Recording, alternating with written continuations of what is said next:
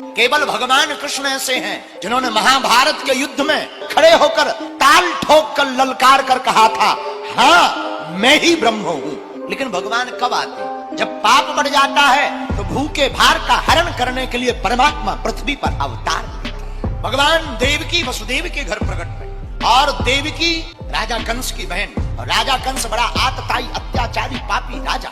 देखो, पुण्य और पाप, सत्य और असत्य, दिन और रात, सुख और दुख एक दूसरे से जुड़े हुए हैं। उसी प्रकार दानव और देव दोनों भी जुड़े हैं। लेकिन जब इस पृथ्वी पर पाप बढ़ जाता है, कोई काम नहीं आता है, तब हमारे परमात्मा अवतार लेकर के भूखे भार का हरण करते हैं। राजा कंस ने अपनी बहन देवकी का विवाह वसुदेव से किया। विवाह किया तो मन में विचार किया, बहन हमारी बहुत प्रिय है, हम गांव के बाहर इसे छोड़ने जाएंगे, लोग हमारी वाहवाही करेंगे कि राजा बड़ा ही श्रद्धावान है, राजा बड़ा भावुक है, इमोशनल है। तो गांव के बाहर तक राजा कंस जब देवकी को छोड़ने के लिए गया, वही राजा कंस जो कुछ देर पहले इतना प्रेम कर रहा था कि नंगे पांव, ना रथ ना कुछ, हाथ में घोड़ों की चाबुक पकड़ करके अपनी बहन की विदा करने के लिए मथुरा से बाहर तक निकल पड़ा। और जैसे ही आकाशवाणी हुई, राजा कंस, इसी तेरी बहन देवकी का 8वां लाल तेरा काल होगा। तो 8वां लाल काल सुनते ही राजा कंस जो कुछ देर पहले बड़ा मुस्कुरा रहा था, आंखें चमचमा रही थी, घोड़े को चाबुक को पकड़ करके नंगे पैर चला जा रहा था, तत्क्षण आंखें बदल गई, मुस्कुराहट चली गई, लाल नेत्र हो गए, तुरंत तलवार निकाल कर खड़ा हो गया। देखो ये है प्रेम। जहां देखा कि 8वां लाल काल होगा, सो राजा कंस ही स्वयं काल बन गया।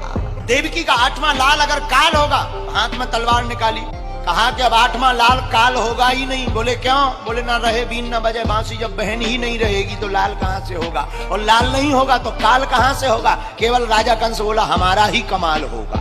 हाथ में तलवार निकाली, केस को बाल को पकड़कर देवकी को मारना चाहा।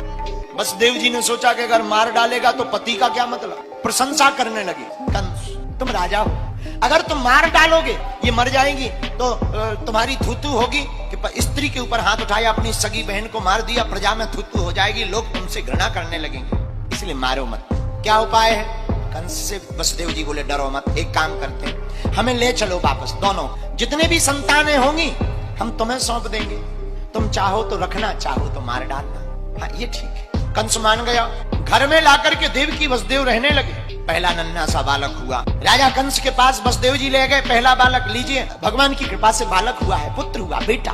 राजा कंस ने गौर से देखा, छोटी छोटी आंखें, छोटे छोटे पांव, छोटे छोटे हाथ, छोटी छोटी उंगलियां, इसने क्या बिगाड़ा? ये थोड़ी हमारा काल है, देवकी का 8वां लाल हमारा काल है, छोड़ देना चाहिए। कोई बात, ले जाओ ले जाओ ले जाओ, कोई बात नहीं, इसकी जरूरत नहीं है, तुम ईमानदार हो, इसका परिचय हो गया।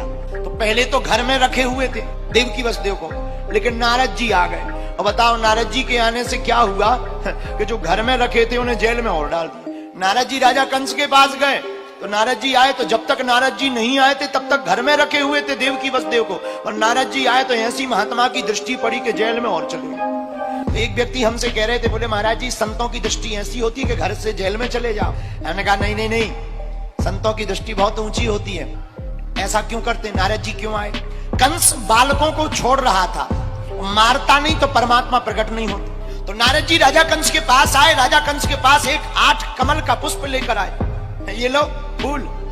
राजा कंस बोले ये क्या है? बोले फूल है, फूल। तो राजा कंस बोला फूल तो है पर फूल कैसा? नारद जी बोले कुछ तुम रहे भूल, इसलिए हम लाए फूल। क्या भूल रहे? अरे भूल ये कर रहे, जरा फूल की पंखुड़ियां गिनो, 1 2 3 4 5 6 7 8। क्या हुआ? कुछ नहीं, 8 हैं, उल्टी गिनो, 1 2 3 4 5 6 7 8। क्या हुआ? कुछ नहीं। राजा कंस एक को छोड़कर दूसरी गिनो, दूसरे से गिनो, तीसरे से गिनो। अब तो राजा कंस जिससे गिने वही 8वीं पड़े, बगल में 8वीं पड़े। नारद जी बोले समझ में आया? राजा कंस बोला फुल समझ में आ गया। बोले क्या? बोले देवताओं की गिनती है, पहला भी 8वां हो सकता, 8वां भी पहला हो सकता, बीच में भी 8 हो सकता। देवकी वसुदेव को बंधन में डाल दिया, कारागृह के बंधन में, और कारागृह के बंधन में पड़ते ही देवकी वसुदेव बंधन में हो गए। बंधन में रहते हुए भी देवकी वसुदेव ने परमात्मा का बंधन नहीं छोड़ा। देवकी वसुदेव अपने नेह को परमात्मा से जोड़े हुए रो रहे हैं, और भगवान से भी रहा नहीं गया।